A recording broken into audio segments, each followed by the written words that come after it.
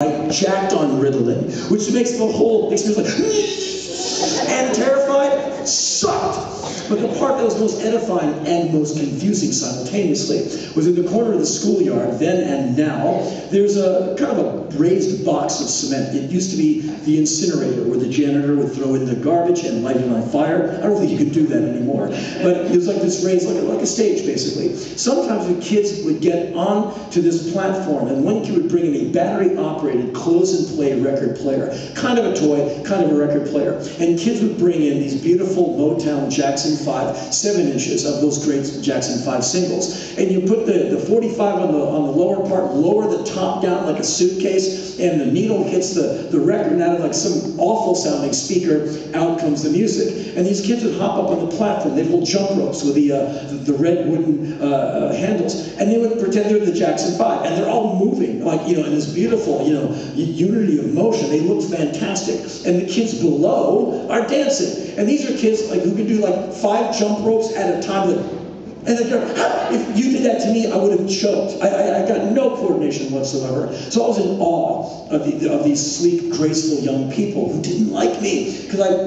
was born the wrong color for that schoolyard. But I love the music. And so I tried to get close to hear ABC or whatever the song was. And the kids are all dancing, looking at the kids on the incinerator. So I'm like, oh, here's my chance. And I would edge up close, and I would try and dance with them. And I'm a very shy, introverted person. And so I'm so shut down. There's not enough Prozac and Stoli and analysis to open me up at this point. That oyster's closed. Anyway, I'm not, free with my body that much. And it hasn't gotten much better. But in those days, I was like just, on the Ritalin and terrified. But I wanted to be with the music. And so I get on the outer perimeter of these kids. I go, I'm just trying to hang out with you. That's all I want to do, is just hang out. And they would turn around, see me, make fun of me, and I'd get all repressed and, go in the corner and just grind my teeth. But it seemed to me that music gave us 2.5 minutes, like 2 minutes and 26 seconds of, doesn't matter what the skin color is, we're all Jackson 5 fans now. Can we just have this A side of hanging out with one another? And from then to now, the music has always been my idea of a great transport, of a great equalizer, and a great way to end arguments and reprioritize. We can get in all kinds of arguments about dispensations and monies and all that. And then someone throws on, Houses of the Holy by Led Zeppelin. Some of you might not be so inclined towards that record. I think it's about 37 minutes of sheer brilliance. And all of a sudden the argument stops for just a little while. I was going to yell at you, but damn, what a riff. And all of a sudden, we see a little bit more clearly. And that's what punk rock did for me. Because finally I found my stripe, I found my tribe, I found the people to hang out with. And in high school I would go see arena rock. You know Ian MacKay from the band Fugazi. Ian and I are from the same neighborhood. We met in an alley behind his mama's house when he was 11 and I was 12. We both had Schwinn Stingray bikes. And we stopped. I walk, whenever I visit DC, I walk and I stand right in that spot in 1841 where he and I met. And he was 11, I was 12. And I said, hey, you have the same bike I do. And we said, well, we should be friends because we have these bikes in common. And we're still best friends to this day. He's 50, I'm 51. And so that's how we are to this day. We both like music. And so we would go see arena rock at the Largo Center, or Largo, Maryland, the Capitol Center. And we would, you get some mom in her wood-paneled station wagon to drive you out to the suburbs, like you're going to the Smithsonian, but you're going to the Capitol Center. Like, okay, I'm going to be back here at 10:30. I don't want any of you little ducks to be late. Like, okay, Mrs. Peterson. And you'd stand there in your ridiculous Sears and Roebuck green parka with like the fake fur dress, standing next to terrifying stoned men who are naked from the waist up except like a leather vest, like, and they're lighting odd cigarettes that smell funny.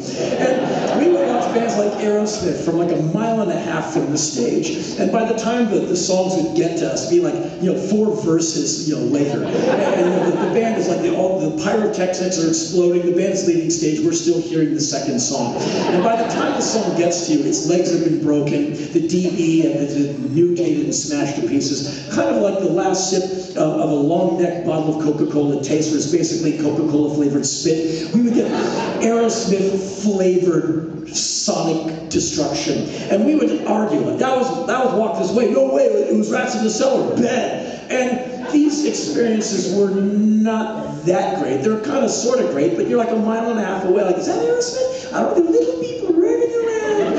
And we saw Ted Nugent, you know, back when he would only talk about how great he was, or what his guitar was going to do to a wild animal on the Serengeti. And he hadn't like tapped his hate button yet, where he mildly threatens Hillary Clinton with a shotgun blast that sends her into the great hereafter. So that was interesting. We saw Golden Earring, who had to remind you that they wrote the song Radar Love by playing it at the beginning and the ending of their 35-minute set. And then like, talk about, we have to go back to Amsterdam. Like, oh yeah, you're those guys again. I got it. And we saw Led Zeppelin, which was very instructive in that they were amazing. They hit stage about an hour and a half late, and as I remember, they opened with Kashmir, and it was really good. And then there's a man sitting next to us with his face on his pants, passed out. And Ian and I looked down at this guy who missed the show. Laser beams came out of John Bonham's drums, and we're like, we were sure it was magic. Anyway, we looked down and said, we'll never be that guy. Life is short, don't fall asleep at Led Zeppelin. But it was punk rock that really switched us on, that allowed us to get this far from a rock band. And Ian, you know, became a member of a band called the Teen Idols. I became his roadie. He could play, I could pick things up. Pretty good deal. And so we would go to punk rock shows, and that was the big switch on. And so we would get so close up to like bands like The Clash, you know, where you like, Mr. Strummer needs to go to a dentist. And that was February 18th, 1979, I believe, with Bo Diddley opening at the Ontario Theatre. Not the worst night of my life by a long shot. And the Cramps would come down from New York City and play in small bars in the Washington, D.C. area. And Lux Interior was like Houdini. He'd like fall out of his clothes. And like within 2 songs, he's naked except for like blinding white Sears and Roebuck underwear with a decal over the pudenda, the naughty bits. And he was a monster. And one night at the Ontario Theatre, he's naked except for the underwear. And it was a monster glued here, and it said creepy. And I know, because it was right here. And he would always like fly off the stage and just like, and he was this very tall, oddly white, hairless man, cool to the touch, oddly slick and perspiring. Why do I know? Because he used to grind on my head. You know, it's like from, his balls are touching my face, and throw him back. And one time we were in some place called Falls Church, Virginia, and there was, it's now a Chinese restaurant, but back in those days, it was called Louis Rock City, and it's about as big as your living room. It holds like, I don't know, 300 people, and we saw the Ramones there. And on that evening, they were just like shoving people in, like spraying people with WD-40 and cramming them in.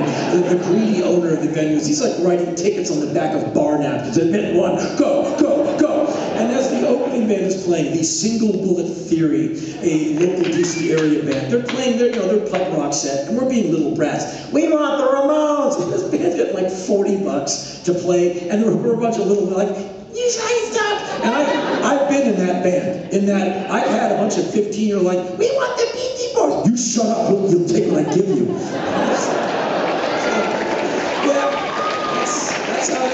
So anyway, I start noticing as these songs go on, the breathability of the air is starting to fail. I'm breathing, but I'm not getting anything from my respiratory buck. In that I'm inhaling, but I still feel like I'm out of breath. And I realize that we're breathing the air out of this air because there's too many of us in this room. And the heat is rising, like it's hotter, it's getting hotter, it's getting hotter. This is going to be the last night of my life. I'm not going to survive this. And then the human proximity factor starts to become something like, okay, I can take half breaths now. And all of a sudden, there's an awful thing that Mother Nature has afforded us. If you stand up straight and clasp your buttocks together, you'll feel between the top of your thighs and the bottom of your buttocks, this area, the hollow space, which affords a man's package like it was meant to be. It's Mother Nature going, wait till I get a load of this at a Ramon show. A man parks himself in me. He has nowhere else to go. Now, just a little about me. I have not a homophobic drop of blood in my body. I am an urgent, to this point, slightly to severely desperate heterosexual. And so, this is not anything I'm really overjoyed about. And there's no introduction, there's no tap on the shoulder, there's no, hey, I'm a Sagittarius, I'm coming over. There's a wham! And I'm like, whoa, whoa! And to get away from the intrusion, I thrust myself forward, take evasive action, which sends my young boy package into the man ahead of me, who does not receive me with any gladness at all. And so to get away from me, he slams into the man ahead of him. And he looks down, and he sees this merger that he has created. And he says, "What have I done?" And to rectify the situation, he rams back into me, which basically says to me, "I've given this 4 seconds of thought, let's get a room." I'm like, "No!" And so I go slamming back into package 1, which says to the guy behind me, "I've been thinking about this for about 14 seconds, and let's do this." And so this is happening all across the front of the venue because we're all being smashed together. The poor single bullet theory thinks it's them. They think it's their rhythm section is tapped into man's primordial urge to procreate. It's not a homoerotic experience. It's like men running to the woods and banging on cans for the weekend. It's like, and so finally the Ramones come on stage, and we're like these punk rock sardines. You could have walked across our heads. We're so packed. We're like, and so the Ramones come out, and Joey Ramone looks down on all of us and says, like, "Good evening, it's good to be back in Virginia. Take it, did it?" And Dieter Ramone counts off, and your life is never the same again. And that damn show nearly killed us all. And so as the show goes on, you're being moved around like a tectonic plate is shifting. You're getting moved and squeezed and kind of ricocheting as like people squeeze together. You get popped out. I end up standing right there, right in front of Dieter Ramone, who's sweating profusely. He becomes my hydration resource. People are tapping me, they're dying. They're tapping me, "Oh, I got this. Lick, lick, lick." We barely survived the show. And at the end of the show, after like 5 encores, they played at least 150 songs. And like you were now glued to other people by your body salts, which have come through your body. You're now leaving these massive white sodium stains on your shirt. You're like, and we staggered out into the parking lot and fell all around Ian's 14th century duster car. I think it was Mark Sullivan, the singer of King Face, who had the strength to stand up and stagger to a 7-Eleven and get a 1-liter bottle of full sugar Coca-Cola, and which he administered to us 1 capful at a time. There you go, there you go, there you go, there you go. And we're like, and so we had to rely on each other because the jocks didn't like us, the Georgetown University rowing team didn't seem to like us in the old 930 Club days, and great men of the American military, high on a few Budweisers, seemed to hate our guts. "Come here, you demo pussy!" And you try and run for your life in the streets of Georgetown in your punk rock gear with your dumb Frankenstein boots and your clothes you bought from a dime store hitched together with safety pins, which immediately explode open, so you're barbed as you're like, but it's going to hurt way more if they catch you. Thankfully, I was terrified, and they were drunk, and I'm still here. And so this is what punk rock and Abraham Lincoln instruct me, to think that we're in this together. And so punk rock, thankfully, has instructed me that no one is too cool for school, including yours truly. And so when I get letters, I do my best to answer them. And I get a lot of email from people I don't always know all the time from all over the world. And thankfully, a lot of the emails are very, very brief. Like you, I'm real busy. And so I try and answer as best I can, because what I don't want to do is shut Youth Man down. And Youth Man is my generic term for any guy out in the world who writes me, because most of the time I'm older than that guy. And so when Youth Man writes me, "Dude, you're coming to my town next week, I can't wait," I write Youth Man back, "Youth Man, I look forward to it myself, send," just so he doesn't feel like he got disrespected, because I'm nothing great, but it's cool to write back and to say, "I heard you, man. You tapped me, I tapped you back, I got it. I'm not blowing you off." Punk rock says I shouldn't do that. And so I get a lot of input from these letters, and I do my best to answer. I got a lot of input from people I meet. And out by the Bon Jovi Mobile, I learn a lot of things. I am informed about the human condition, and I get some of my best life lessons out by that bus. And on this tour, it's been, I'm spoiled for choice as to stories I can tell you from the people that I've met in the last few weeks. The other day, I was somewhere in America, I think Austin, Texas, and I'm hanging out by the Bon Jovi Mobile. Oh, P.S., if you've never been to Austin, Texas, you should go before you die. First off, Texas, which was brought into the United States in the year of 1845. It's a gorgeous bit of real estate. Texans are amazing. And the city of Austin, the capital city, it's just one of the finest cities in America. The people are friendly, the record stores are amazing, every third person's in a band, and they're probably playing tonight. It's great. Anyway, I was outside the Bon Jovi Mobile, next to the Bon Jovi Mobile, talking to people, and the guy came up to me, he said, hey, I want you to have this. And he handed me one of those black rubber band wrist bracelet things. And obviously there's something written on it, and it's a kind of a dimly lit situation. So I'm putting the thing into the light so I can see the letters that are indented into the rubber, and I see a man's name with a date from July of 2012. And I go, okay, and I said, what's the significance of the name and the date? And the guy said, that's my brother. He was killed this year in Afghanistan. I made those, and he was a big fan of yours, and we used to come and see you together all the time here in Austin, but he's gone now, so I want you to have this. I don't want you to lose it. I want you to remember him, because you meant a lot to him. And so I took it, I said, I'm really sorry about what happened, and thank you for this. A girl standing next to us, she hears what he says. She walks over to him and she said, I lost my brother in Afghanistan this year too.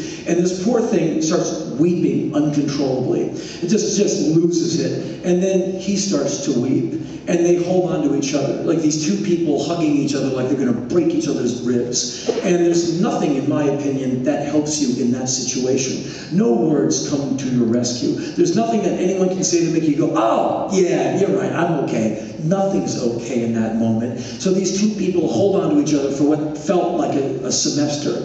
It was probably several seconds. The rest of us stood there very, very quietly, just witnessing this moment of incredible grief. And I think the one person's grief eggs on the other person's grief, and it goes back and forth. And these two people were in such a complete state of misery. It's like jumping off the roof of something thinking that someone's going to break your fall. Nothing breaks your fall in those moments. It's awful. It's awful to be alive in those moments. It's awful to have a brain and feel emotion in those moments. You wish you were a bug and you just like nothing could get to you. But we're humans, we can get got to.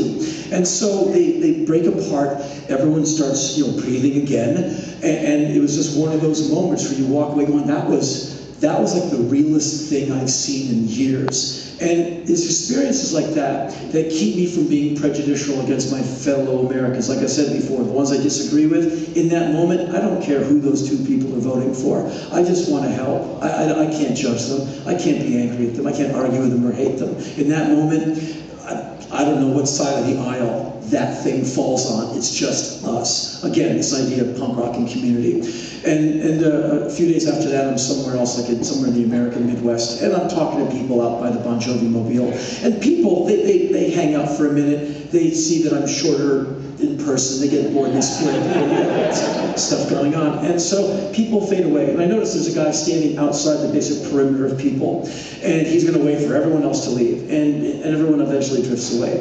And he comes up, just the two of us standing on the sidewalk, and he said, good show tonight. I said, thank you, sir. He said, look at me. I said, okay, I'm looking at you. And he said, did you notice that I look different than every single person that you talked to tonight? And I said, yes, I do. He was different. He's a very large man. Not large like he bumped into a few pizzas and had some extra hammock time. He's genetically large. He's, that's the way he was born. He's a very, very big guy. And he said, everything I do is difficult. And as soon as he said that, I started thinking on my own about what that could possibly mean. And I'm thinking about toilets, showers, stairs, airplanes, cars, restaurants, sidewalks, elevators, dressing, undressing, sleeping. If you sleep on the wrong side, your body weight could kill you. Diet, exercise, what that kind of body mass is doing to your body's infrastructure, circulatory system, respiratory system, heart rate, how the blood is moving through your body. Every damn thing this guy does, anything that's an incline is a hell of an incline. His entire life is an incline. We humans sometimes want to find intimacy with someone else, no matter what the bolt of cloth you come from on that front. I'm sure it's okay. But what if you're a big guy and not a lot of people might want to come running up to spend an evening with you? I'm not trying to be funny or make fun, obviously.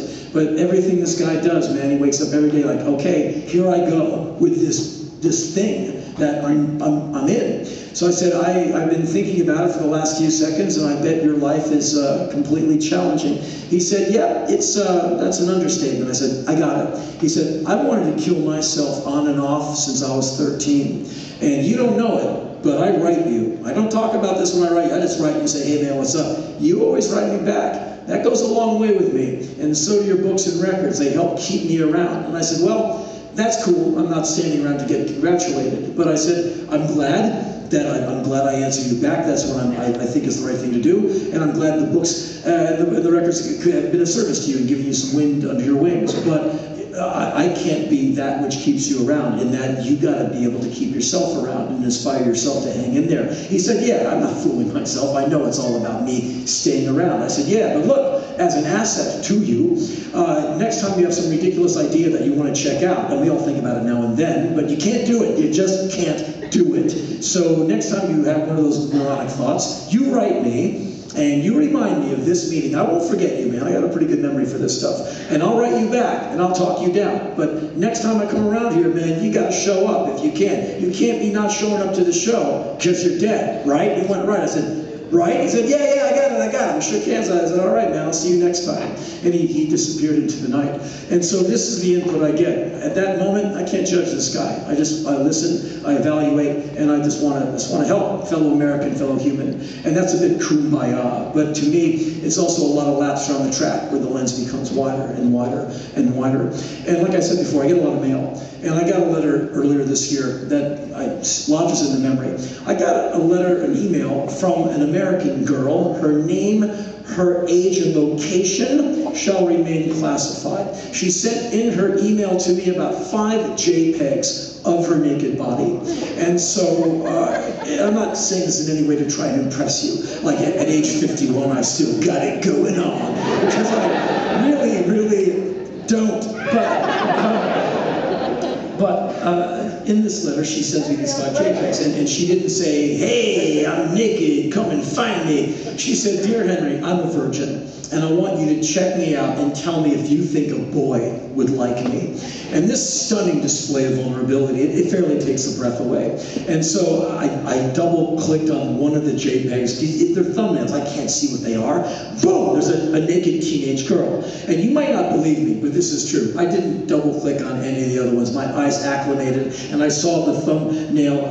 It's just different shots of the versions of the one I opened up. I got it. I understand. And so she's asking me if I will look her over, like, check her out like she's a car, and tell her if she's roadworthy. And that says to me that there's no one in her locality or her vicinity that she could reach out to and get some pro tips on her rapidly morphing and developing physiology. I'm 51. My youth is so far behind me, I don't remember what exit that was. And so it's a long time ago. Perhaps some of you are a little younger, and your youth is more, in your life, or not so far behind in your rear view. It seems to me the teenage years are like a state of wakeful schizophrenia, where like at 9 a.m., okay, who's this person I just woke up in? By noon, whoosh, the rug has been pulled out from your psyche once again. By evening, you're like, okay, are you kidding? Am I confused? Are you kidding? You have no idea. And the world is flying at you, and you have lots of interest and curiosity. It's like being a teenage werewolf. Like every damn day you're someone else, and you're just like, who am I now? It's infuriating and frustrating and damn confusing. And it seems to me you need a lot of information. As we perhaps agree on, education is always the way out of any bad situation. Like when Rick Perry, the governor of Texas, says abstinence works, and he hates Planned Parenthood. Oh, Planned Parenthood. There's a certain guy running for president of the United States, and he says that he wants to shut down Planned Parenthood. That sounds to me like a deal breaker, as far as I'm concerned. So, me having great respect for women's reproductive health rights and lavage. I'm not trying to get in your good graces, ladies. I'm just saying that if I was born with your parts and some man had the idea he's going to tell me what I can or cannot do with them, I'd be swinging his nuts from my rearview mirror. Women in this country put up with what they put up with. I'm not not saying that you're caving in. I'm just saying, like, you have a strength and a patience that I do not understand. Because if it were me and some guy was telling me what was up, I would explode. Because we men, we don't get any kind of grief like that from women. The misogyny in this country, that's one of the things that you and I will eradicate in this century. It's below the American conversation. Not all India. And so, anyway, so it seems to me that if you're reaching out to some 51-year-old aging 80s era punk rock washout who's like sub VH1 level at this point, you've got worry. And so, did I write her back? I wrote her back immediately. And so I said, "Dear American girl, rule number 1, never send naked photos of yourself to anyone on the internet, ever. The internet has an awful degree of permanence and perpetuity, and you don't want your nakedness haunting you from some Facebook page for the rest of your life." You know, rule number 2, or at least memo number 2. My dear, if you were to send your nakedness to any one man on the information highway, my dear, you have sent your nudeness to the right guy. Because I have deleted all the images from my laptop to the best of my ability, which I did, and I want you to do the same, lest your hard drive fall into enemy hands. Now, as to your main query, will a boy like you? And this is no evaluation or judgment as to the state of her nakedness. We're all semi-grown up here. It is a human female with no clothes on. The bits are where you expect them to be. It is a standard operating model. It is what it is. You don't need an anatomy lesson from the likes of me. You've got it. So I said, my dear, not judging or evaluating your nakedness, if I can quote James Brown from the beginning of Live at the Apollo Volume 3, Revolution of the Mind, where he's telling everyone in Harlem what's going to be that night. He said, "The whole show's coming!" My dear, the whole show is coming. In the next few years of your life, you're going to get interest from boys, men, girls, and women to such a degree where you might become jaded as to all of this sex and romance jazz. Emo boys will leave messages on your cell phone up to 5 hours a week of screaming in agony boy rants because you have deflected their great affections with your even greater indifference. Emo boys will run tearfully, screaming your name through moonlit cornfields. They will desperately and urgently, with tear-filled eyes, dry hump the outside of your house as they look longingly in through the living room window at the family couch, knowing that at one point you have placed your vulva right there. And they will take said cushion, hug it to their chest, and never let it go. So that is coming your way, I guarantee it.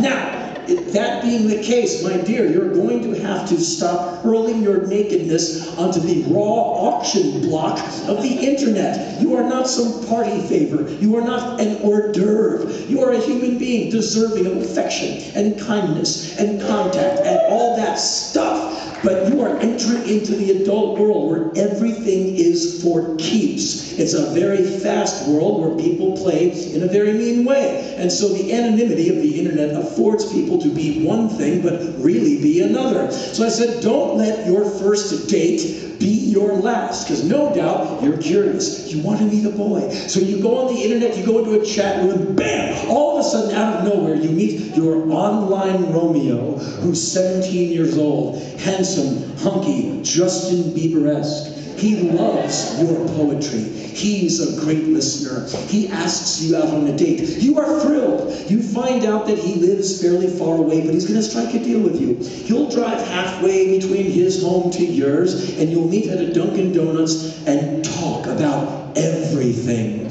And that means you're going to get in your car with the MapQuest map and drive 225 miles over a state border to this Dunkin' Donuts and meet your 54-year-old sexual predator who will take you into his murder van, rape you repeatedly and brutally, break your neck, hack your body into pieces, and put the body parts in several plastic bags that he'll throw out the window of his murder van as he drives back to the state of Florida, 1,100 miles away, for the highway patrol to pick up the next day. Is that what you want your first and last date to be? Well, is it? Now, You might be wondering where the hell I think I get off writing such an overwhelmingly, overbearingly authoritarian letter to a young American female that I've never even met. Well, I'm glad I asked me.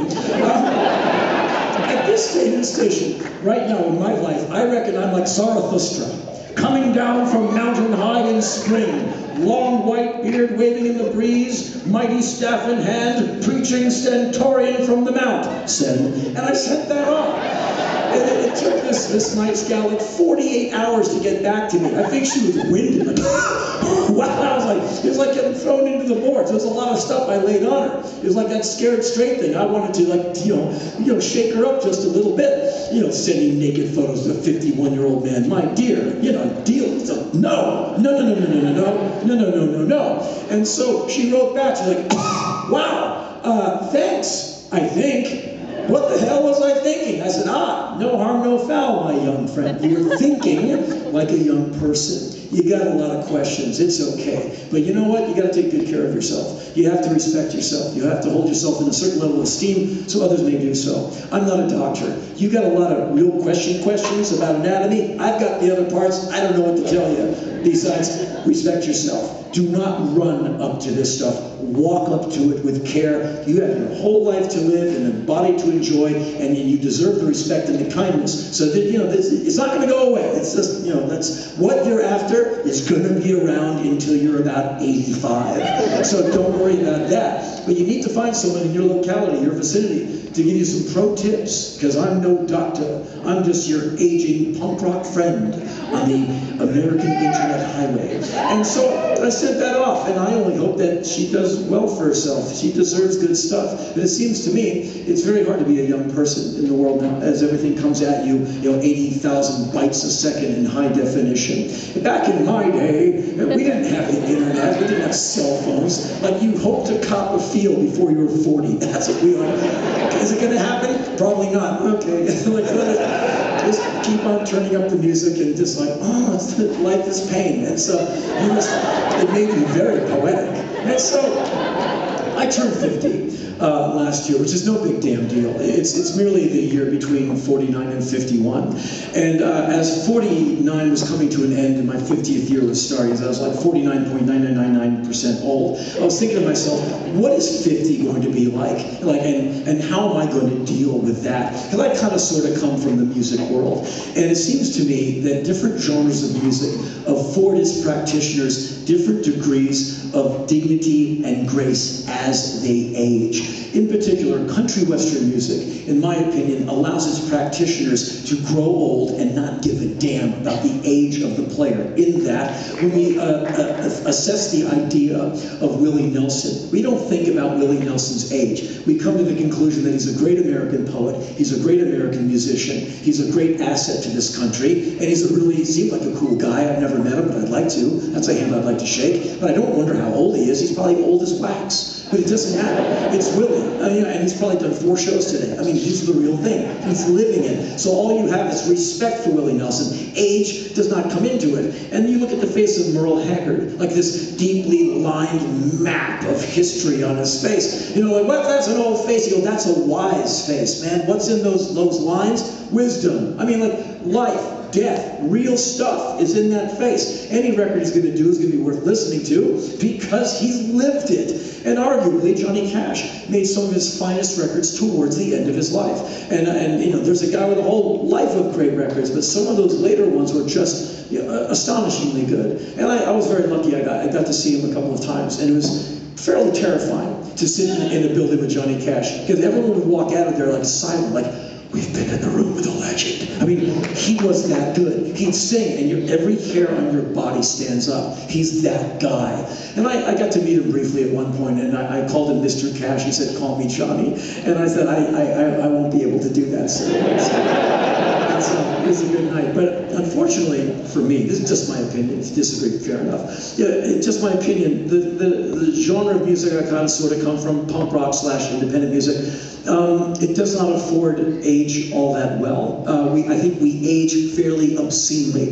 And I think we somewhat bring this on ourselves by losing the plot and being too greedy. And it could be like a situation, a fairly generic situation for an aging punk rocker. 30-some years ago, he was in some awful club that smelled like the men's room from the parking lot. And the guitar is all the way down here. He lost the pick 4 songs ago. He doesn't care. He's just smashing the strings with a bloody hand as he knocks flesh off his knuckles with every downstroke. And the song, it's just this angry mass of noise. What's he singing? You can't tell. The microphone is smashed in from being dropped on the floor, and it's coated in beer spit that is dried, that does not allow any syllables to come through to the diaphragm so you can tell what he is saying. So all you get is this skinny man who looks like he's starving to death in front of you, just shrieking with anger, mauling this guitar, and it's the most honest thing you've ever heard in your life besides a dog barking. It is just the real thing happening right in front of you. It changes your life, and you stagger out of the venue reeking of the men's room, because you can't help it because the noxious fumes are everywhere, and you swear to your friends that's the night your DNA got rewound and everything was different.